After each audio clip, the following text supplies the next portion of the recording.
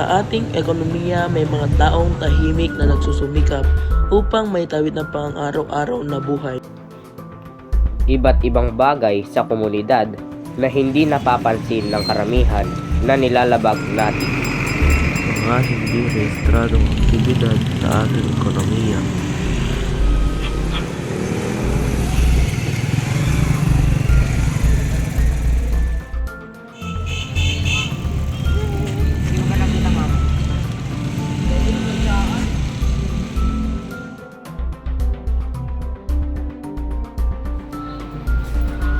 Sila ang mga magagawa sa informal na sektor, mga taong umaasa sa sariling sikap, tiyaga at diskarte upang kumita kahit walang sigaruduhan sa kanilang kinabukasan. Ano nga ba ang informal na sektor? Ang informal na sektor ay binubuo ng mga hanap buhay na hindi rehistrado sa pamahalaan at kadalasang walang regular na sahod o benepisyo. Kabilang dito ang mga street vendors, star store owners, at mga tricycle drivers. Sa dokumentaryong ito, ating kilalanin ang kanilang mga kwento. Mga kwentong sumasalamin sa tunay na sipag, katatagan at pangarap ng bawat Pilipino. Mari po ba ninyong ipakilala ang inyong sarili? Ako si Helen Castillo, 43 years old. Ilang taon na po kayong nasa ganitong trabaho? Isang taon. Ano po ang nagtulak sa inyo na simulan ng ganitong uri ng negosyo? Meron po ba kayong ibang trabaho bago ito? May trabaho ako noon sa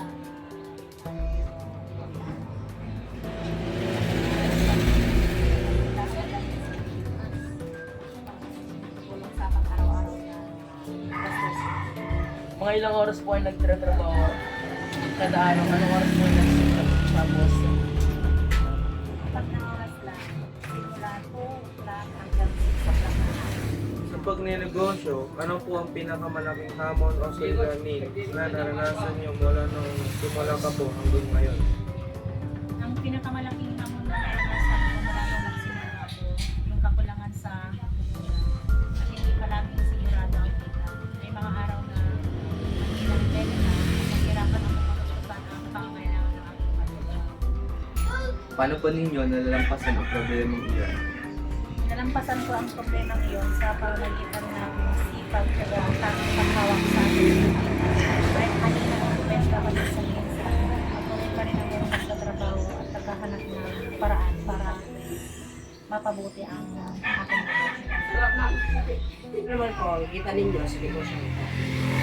Kita sa ganitong negosyo ay hindi palaging pare-pareho. May mga araw na maganda ang benta at sapat para sa pangangailangan ng aking pamilya. Pero may mga araw din na kahit gano'n, salamat po kayo dahil kahit paano ay nakakatulong ito sa pang-araw-araw na gastusin at sa pagpapili ng aking trabaho. Ano po ang may mapayo mo sa mga taong gusto magsimula ng sariling maliit na negosyo?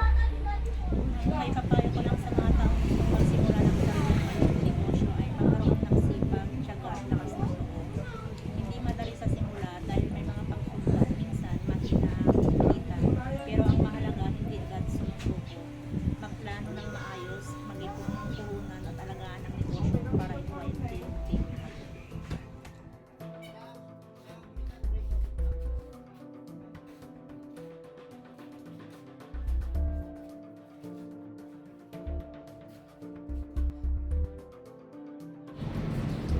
Ano nga ba ang kahalagaan ng informal na sektor?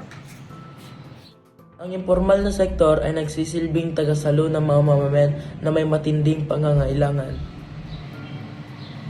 Magbibigay din ito ng kabuhayan sa maraming tao, lalo na sa walang pagkakataong makapasok sa formal na trabaho.